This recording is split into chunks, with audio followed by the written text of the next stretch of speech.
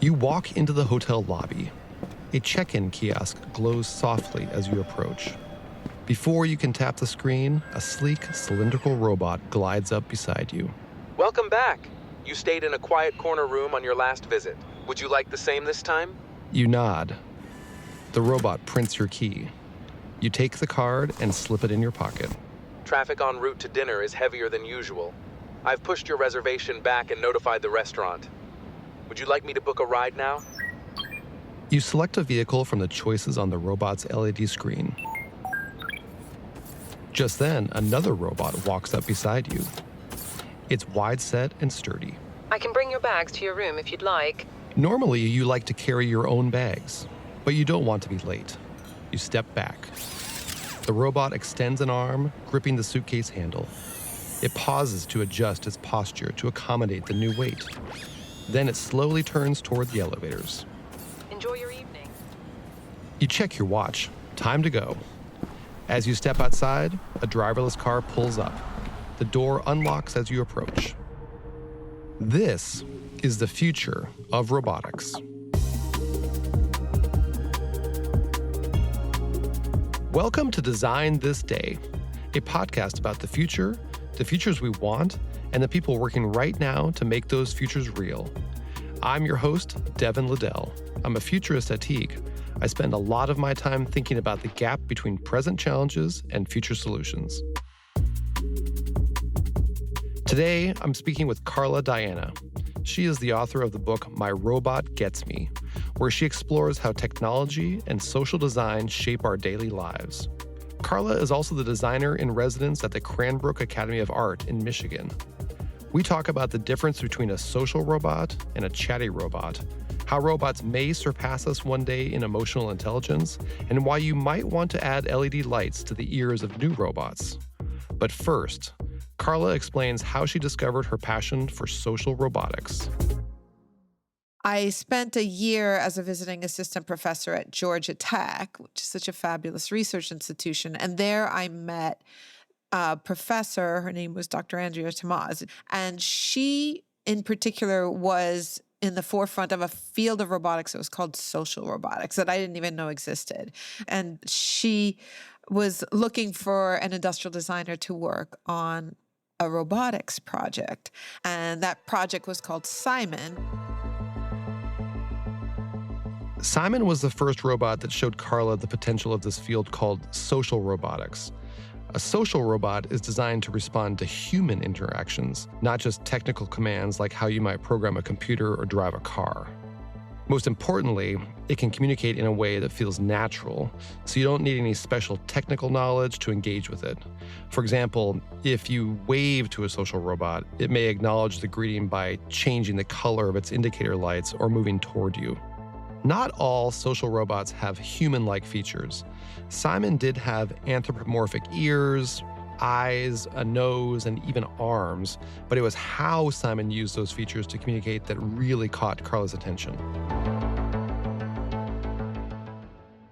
Talk about a light bulb moment. I mean, one of the most formative moments for me was the first time that Simon was trotted out in public that I experienced was at the KITT conference, the Computer Human Interaction Conference. And I want to say 2012, something like that.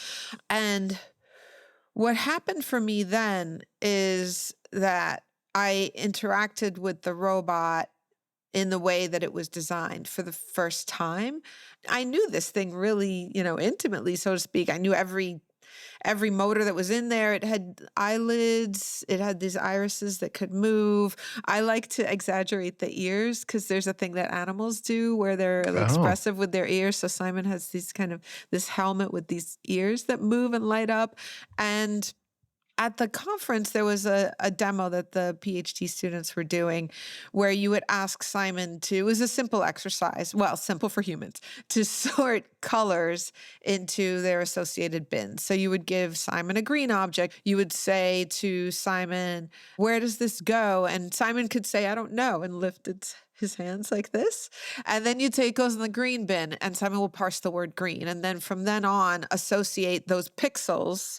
This robot itself could put the pixels in front of the camera its eyes and then can parse the word and map those two things together so that from that moment on, it had a definition of what green would be.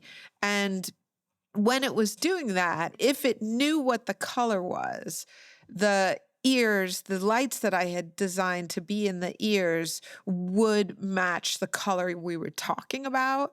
And it sounds like a pretty straightforward thing, but to me, it gave me goosebumps because I felt like this exchange was so natural and it knew what I was thinking, right? Like I was there with this object going, don't you know the color? And for these ears to show up at that color, it really blew my mind with the way that the exchange felt both natural and unnatural, right? But, just this idea of the social exchange and being so focused on one another as two social beings was really an extraordinary moment. This experience kickstarted Carla's career of designing robots that interact with us at a social level. Essentially, she was designing non-human things to interact with us in human-like ways. As we continued to chat, I began to wonder whether we as humans would eventually meet the robots halfway. In other words, would humans and our world ultimately become more robot-like? Definitely. And this is something I wrote an essay for Qualcomm a few years ago about the robot readable world and how much that's affecting our own culture. And what I mean by that is having, let's say, roads that autonomous vehicles need to be able to navigate. And so all of the signage, even the storefronts, let's say, might change, right? Then, I mean, those are cultural artifacts. Like a little cafe on your corners might actually change so that it could be camera readable, let's say, or your environment would change, right? Like, even your home environment might change or have ramps in different places or particular doorknobs. And then there's the question of language, which I think we're already seeing. I mean, I think certainly AI is really, with large language models, like jumping ahead to meet us at the human point. But I've been feeling like over the years, we change our semantics, we change our language, we change the way that we phrase things. And I think it affects us subtly. I think it becomes part of human language. Yeah, exactly. This may be a strange anecdote, but I'd be curious what you think of it. When we, as a family, we signed up, really early on to get an Alexa device. And at one point, and my kids were really young at the time, but I came around the corner and they were speaking kind of gruffly to her, is the way I would describe it. Like they were speaking in a tone that I didn't approve of. I was like, oh, that's not how you speak to this thing. And of course, as a parent, and a lot of parents probably empathize with this, you're just kind of making this up as you go along. And I said, hey, you don't talk to Alexa that way. And then they turned to me and they said, well, Dad, she's just code. And then, of course, that put me on the spot. And I said, well, but she has a voice. And in this house, if you have a voice, we speak to that voice with respect. And of course, they said, well, the dog doesn't have a voice. Oh, okay. So then I'm really making stuff on the fly, Right. I said, well, that's true. Ludo doesn't have a voice, sort of. I mean, he can bark. But in this house, if you have a voice and you have a body, then you get even more respect. Okay. I'm making this up entirely.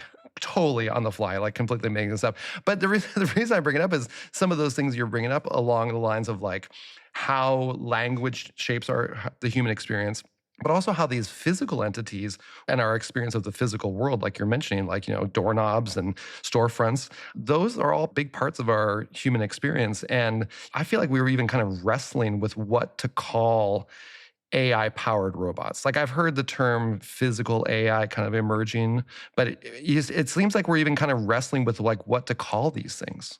Like call these things that have a body in a way, but also have intelligence. Right. I've been working with the Diligent folks for so many years, and that robot really uses AI. So I struggle with the semantics of AI a lot because it's pre-large language models. The AI-powered robot Carla is talking about is called Moxie, created by Diligent Robotics. It is a hospital robot designed to help healthcare workers with tasks like fetching supplies and transporting lab samples. The goal was to give nurses, pharmacists, and other healthcare workers more time to spend with patients. But even though Moxie's main purpose is basically to do the grunt work at hospitals, Carla knew it was important for the robot to be socially intelligent. The value proposition is that it's a social robot, even if it's not a chatty robot, let's say. And the social part came a lot with just knowing how to roam a hallway, knowing how to say, excuse me if you're too close, or hello if you're far enough away, or move out of the way, and it's such a fast-paced environment. So it's sort of funny to me to think about an AI physical robot when I feel like, well, but we've had AI physical robots, right?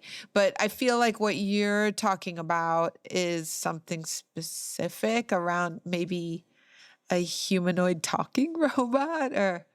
Could be, yeah. I mean, I think that's another topic as well, is the notion of a social robot, is it unbound by form factor? Meaning, could a future autonomous vehicle, for example, be considered a social robot? Mm-hmm. Yeah, I think absolutely. Right. So Okay. in an autonomous vehicle, if you can just show up as a human being and intuitively understand, I mean, there's so many things with a vehicle that are really challenging. And, also there's so many things to talk about with this, but I don't believe in the chattiest robot, right? It doesn't need to be KITT. Do our listeners know the reference? I don't know. Well, I'll back up. Yeah, for those of you who don't know, KITT was one of the protagonists in a great TV show called Knight Rider. It was an autonomous vehicle from the 1980s, but I think it emerged from like a secret lab, essentially. I forget some of the backstory, but anyway, David Hasselhoff was the human. David Hasselhoff. He was, the Hoff. The Hoff was the other half of this dynamic duo, along with KITT. Yeah. So I go back to KITT as a reference sometimes, because I do think a lot of our expectations from the world of our physical objects is super influenced by sci-fi, to good and to bad, right? There's one particular challenge in vehicles, autonomous vehicles, and it happens with pilots, is the handoff problem. If the human needs to intervene, they need to, let's say, grab the wheel and take over and take full control. Or if the human is ready to pass control back to the vehicle or aircraft, whatever it is, that's a really sophisticated moment of communication between the human and the machine, and it's super challenging. Interesting. One of the things I always found kind of interesting, and it's especially true when you look back at the Knight Rider episodes and see their interactions between KITT, the vehicle, and David Hasselhoff as the character. Michael Knight was his name. There was often this strange exchange between the two of them where Michael Knight would essentially kind of encourage KITT to think bigger about its capabilities than it was considering itself. And I always remember this, one of the car's superpowers was a turbo boost. So it could jump from, it's kind of really ridiculous, but the car could jump, for example, from one rooftop to another through this turbo boost function. Turbo boost. Yeah. And oftentimes KITT would tell Michael Knight, I can't make that distance. That distance between these two buildings is too far. And Michael Knight would say, no, come on, KITT, you can do it. You can do it. And then he would acquiesce and then do it, which now I look back and it's like, well, that doesn't make much sense at all. The robot knows what it's capable of doing in a very cold, rational way. But Michael Knight had this kind of like American can-do attitude of like, come on, you can just, if you believe in yourself, KITT, you can do this. This is the challenge, frankly, with designing social robots, is making sure that there is a set of expectations that are set very clearly, because we have all these sci-fi models in our minds, right? So we're used to, there's this phrase that roboticists use. It's like, where's my robot, right? Like that, okay, well, where's Rosie? Like it should be happening now. And like, as in like literally Rosie from the Jetsons? Yeah, like, right. right. Where is my robot already? I guess would be the phrase. Like, we all have this expectation that's set by science fiction. And the beauty of those images is that they portray these machines in these really sophisticated ways, modeled after human behavior, but the machines are not humans, right? So they don't, the autonomous vehicle sees the world through camera vision, through whatever, like this box is indicating a person's body and this box is indicating a line in the road. It's not the way that we see things or we parse things. And so some of the assumptions that we make about the social interaction can be really risky and inaccurate. While social robots may engage in behaviors that cater to our human sensibilities, they process information entirely differently to us. And yet, social design can lead us to inadvertently project our assumptions about social interactions onto robots. We are biologically hardwired to feel for things that mimic life. This becomes especially tricky with machines that have human features like eyes, arms, and legs. In some ways, it can actually make more sense to design social robots that don't look like humans at all. In fact, some of Carla's favorite robots look like everyday objects. So my fascination as a designer and what I wrote about in the My Robot Gets Me book is really not around robots at all. And it's around this idea that what I experienced with Simon could show up in our everyday products through gesture, through sound, light, and movement, but that they wouldn't necessarily all be robots, or that we wouldn't necessarily need one walking, talking thing with arms and blinking, that we could take this idea of gesture and communication and build subtle moments into our everyday objects, whether it's a chandelier, whether it's the vehicle, or whether it's this microphone. I mean, that's really where my fascination lies, is what are those subtle gestures that we can take from the field of social robotics without having to build everything into an everything machine, so to speak. Interesting.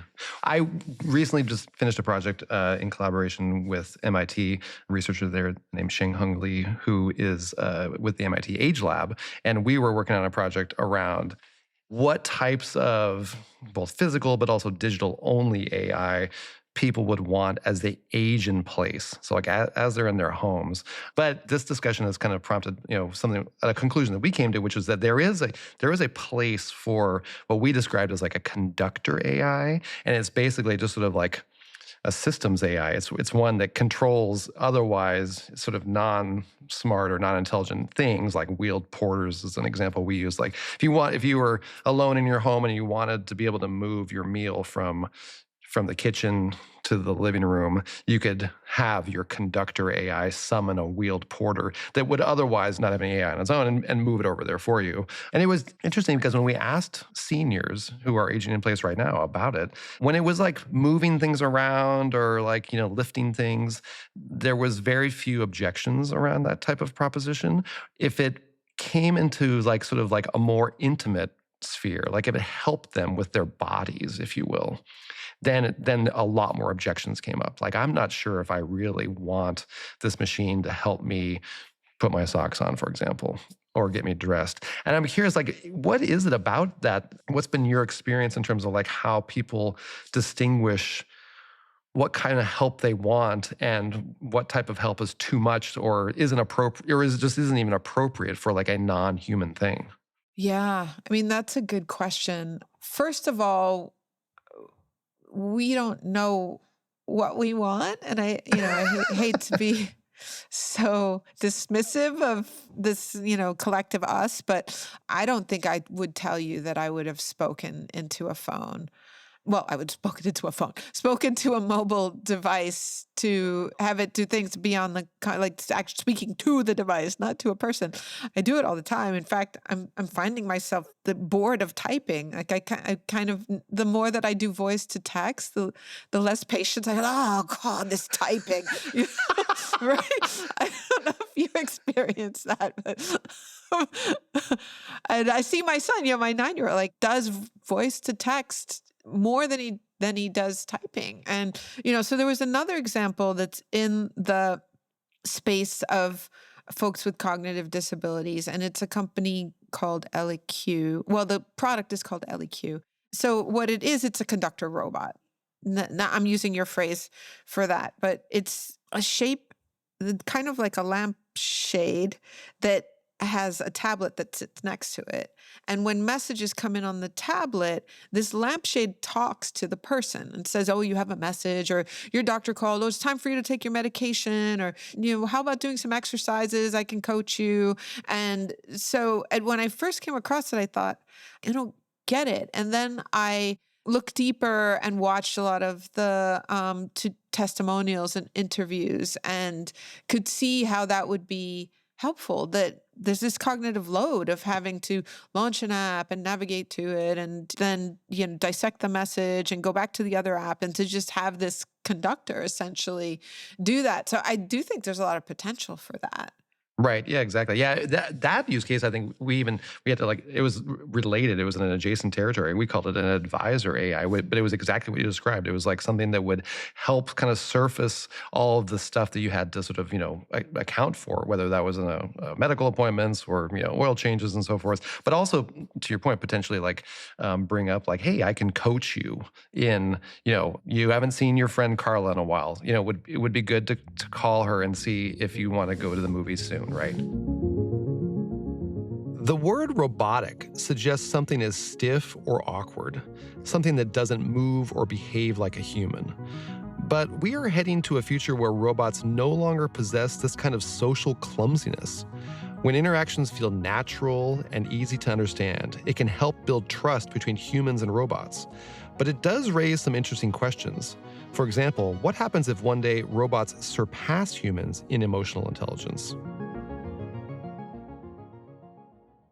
I'm an optimist and a utopian, and I do think that the AIs, certainly they can surpass us in EQ. And I ultimately think that bumbling, messing up, hurting each other's feelings is part of being human, and it's what endears us to each other, and it's what makes us grow closer. So I think even if this EQ can surpass us, it's not going to replace us in that way. Right. Yeah. Well, even if it's funny that you talk about bumbling and messing up and hurting each other's feelings, that's also a science fiction trope. C-3PO is just he just talks too much, right? Yeah. He just doesn't read the room. Right. Yeah. So maybe we'll imbue them with that as well. All right, so we're gonna move into a speed round.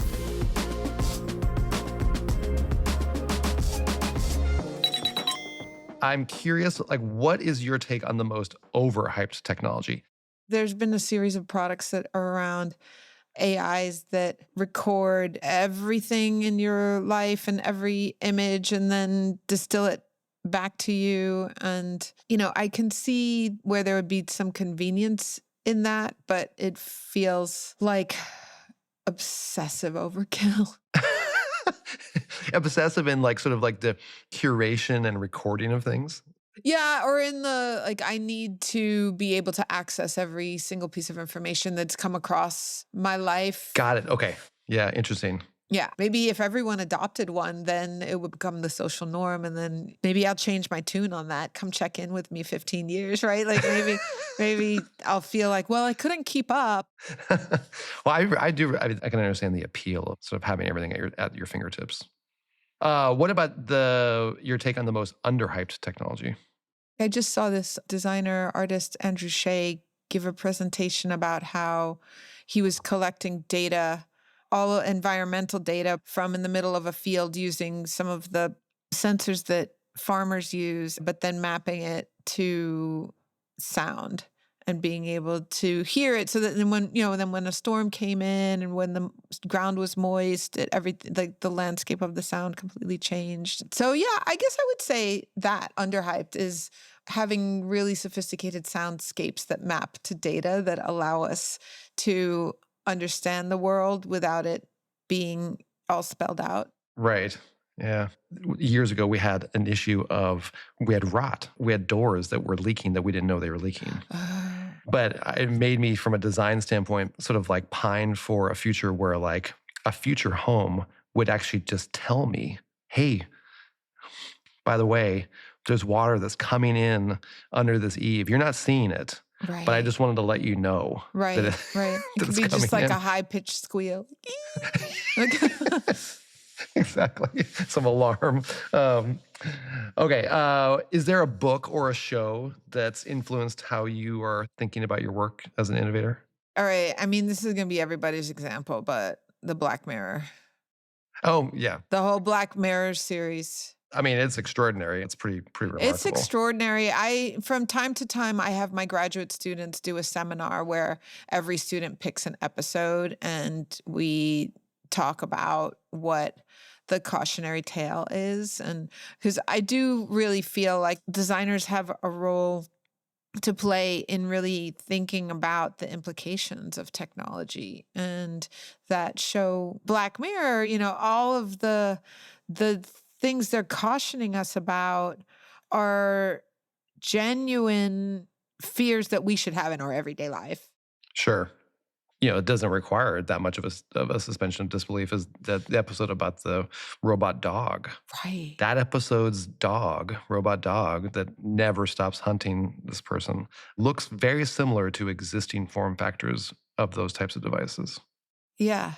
That's probably one of my favorite episodes. But yeah, the fact that so many of those things are possible today, I think, is what makes it especially interesting. Very cool. What about an innovation in another industry? So something completely out of AI, completely out of robotics that has inspired you to think differently about the work you're doing? I would have to say the food industry and the restaurant experience, how much the restaurant experience, a great restaurant experience, can be like theater.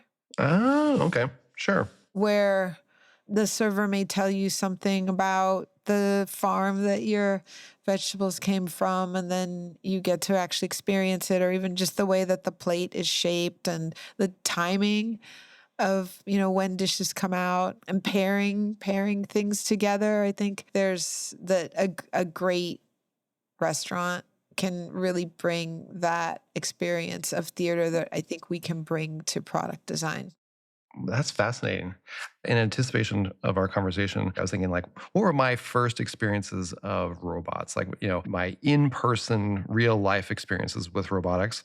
I think it's actually at an early age going to essentially these like restaurants. For me, I grew up in Denver, Colorado. It was called Showbiz Pizza, and it featured a robotic band of bears and other animals. The appeal was that theater you're talking about. Yeah. There's a dystopian version of that my 9-year-old likes. There's a horror game. Do you know about? I know exactly what you're talking about because my kids were into it as well. Five Nights at Freddy's. Five Nights at Freddy's. Carla, thanks so much for being here today. It's been a fantastic conversation. Oh, you're welcome. Thank you so much for having me. This has been a blast. That's it for today. Thank you for listening to Design This Day, a podcast by Teague. Subscribe on your favorite podcast app so you don't miss the next episode. We have some really exciting guests coming up. I can't wait to share more with you next time. And if you have a complex problem that needs solving, we'd love to hear from you. Visit us at teague.com or send us an email at hello@teague.com. I needed to buy a new Flurf in the Fortnite game. Like, what? Why is my money finding its way into... This is just a brilliant business model.